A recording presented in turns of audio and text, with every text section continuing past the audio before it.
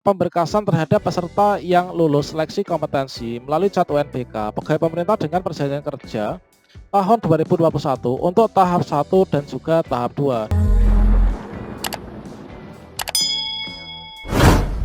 Assalamualaikum warahmatullahi wabarakatuh, sobat-sobat calon guru, selamat datang di channel Calon Guru. Sobat semuanya, setelah teman-teman dinyatakan lulus seleksi P3K Guru tahap 2, maka akan ada ucapan selamat atas nama kita Anda lulus seleksi P3K Guru 2021. Nah, di sini bagi teman-teman yang lolos tahap 2, tahap selanjutnya adalah pengisian daftar riwayat hidup ya, dan juga pemberkasan untuk diusulkan penetapan nomor induk P3K. Nah, tentunya teman-teman ini memantau jadwal ya untuk pengisian DRH P3K. Kira-kira pengisiannya kapan? Kapan kita mulai bisa mengisi DRH dan juga pemberkasan? Teman-teman silahkan simak video ini sampai selesai. Namun sebelum kita lanjutkan, perlu saya ingatkan bagi teman-teman yang mungkin masih baru pertama kali menemukan channel ini, silahkan klik tombol subscribe ya dan aktifkan notifikasi loncengnya sehingga nanti jika ada update video terbaru, teman-teman tidak akan ketinggalan informasi. Baiklah teman-teman, nah di sini nanti bagi teman-teman yang tahap 2, ketika sudah muncul tampilan untuk DRH, maka nanti tampilannya seperti ini. Jadi di sini ada ucapan selamat atas nama kita, kemudian jadwal berikutnya mengisi DRH, maka di sini ada tombol pengisian daftar riwayat hidup. Nah di sini pastikan teman-teman nanti ketika sudah muncul tombolnya, ini kita terlebih dahulu mengunduh dulu ya buku petunjuk pengisian daftar riwayat hidup. Ini kita unduh dan juga kita baca teman-teman. Di sini di panduan ini sudah diberikan prosedur lengkap ya terkait tentang pengisian daftar riwayat hidup mulai dari awal sampai tahap akhir. Selanjutnya teman-teman mengisi yaitu yang pertama riwayat data perorangan, kemudian riwayat pendidikan, kemudian riwayat pekerjaan, kemudian riwayat keluarga dan juga riwayat organisasi. Pada tahap akhir ketika kita sudah melakukan pengisian dengan benar sesuai dengan juknis dan juga arahan dari BKPP instansi masing-masing, maka kita bisa mencetak DRH perorangan dan juga cetak DRH riwayat. Selanjutnya pada bagian tab unggah dokumen, nah di sini kita unggah dokumen persyaratan yang disyaratkan ya oleh SSC ASN.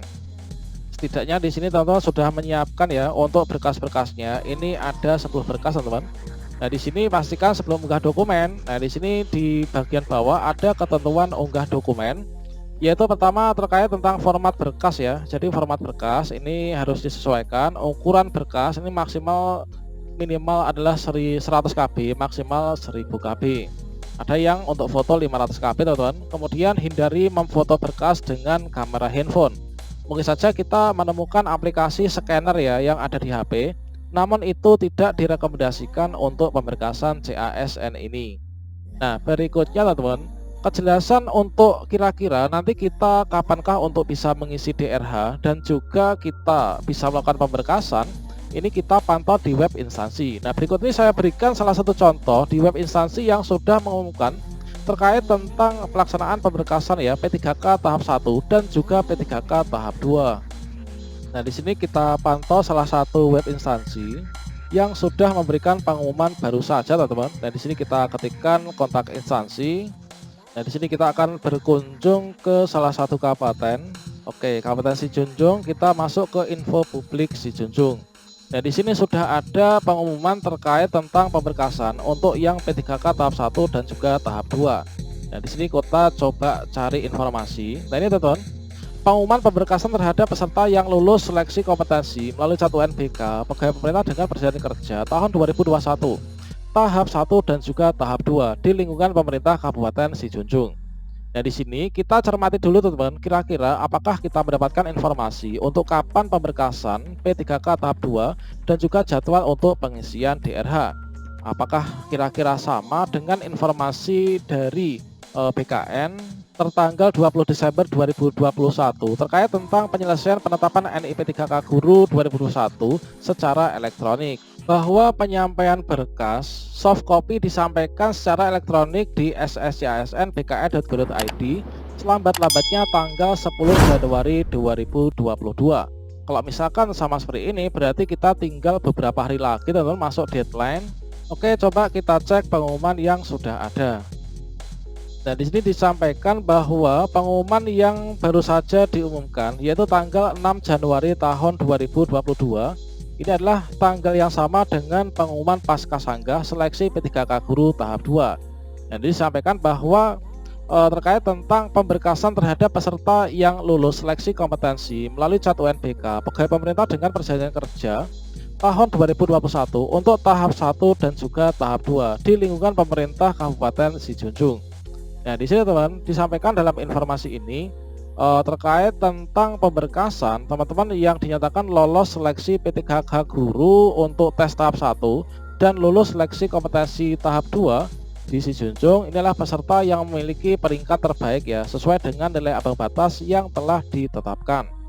Nah, bagi yang dinyatakan lulus, ini untuk langkah berikutnya untuk dapat diangkat menjadi calon P3K, ini mengisi daftar riwayat hidup dan menyampaikan kelengkapan dokumen. Nah, di sini melalui akun SSC ASN masing-masing.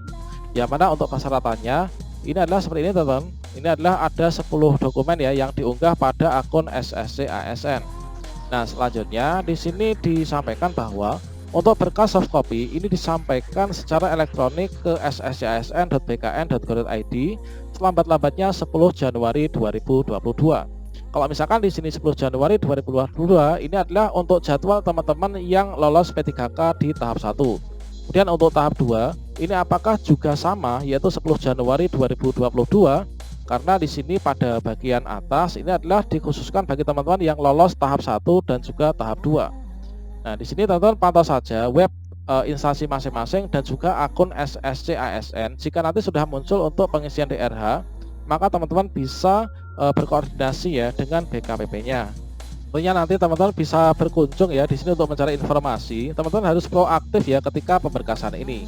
Jangan sampai ada kesalahan ketika melakukan pengisian DRH dan atau juga pemberkasan. Dan di sini kita contohkan untuk web instansi yang setelah pesertanya itu lulus, maka diberikan kontak ya, semacam grup besar gitu untuk berkoordinasi teman-teman. Dengan tujuan apa? Dengan tujuan supaya dalam pemberkasan teman-teman tidak akan mengalami kendala dan juga kesalahan. Nah, di sini kita berkunjung ke salah satu instansi yang ada, yang mana di sini sudah diberikan ya sebuah informasi. Misalkan di sini kita ambil dari tahap 1 kemarin, teman-teman. Dan di sini pada saat ada pengumuman, nah di sini sudah disampaikan, yaitu misalkan di sini dari yang tahap 1 langkah berikutnya apa, kode-kode kelulusan, kemudian di sini disediakan sebuah papan informasi secara virtual bagi teman-teman yang sudah lulus di tahap 1. Dan di sini kita cek pada bagian yang poin ke-11 dari pengumuman. Untuk mempermudah komunikasi panitia instansi, nah ini adalah panitia instansi yang ada di kabupaten kami.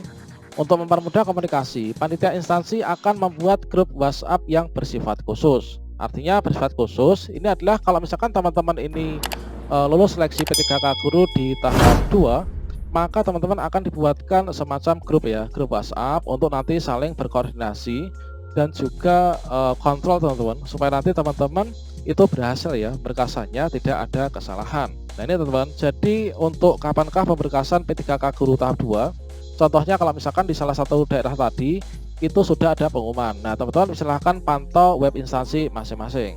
Demikian informasinya, semoga bermanfaat ya.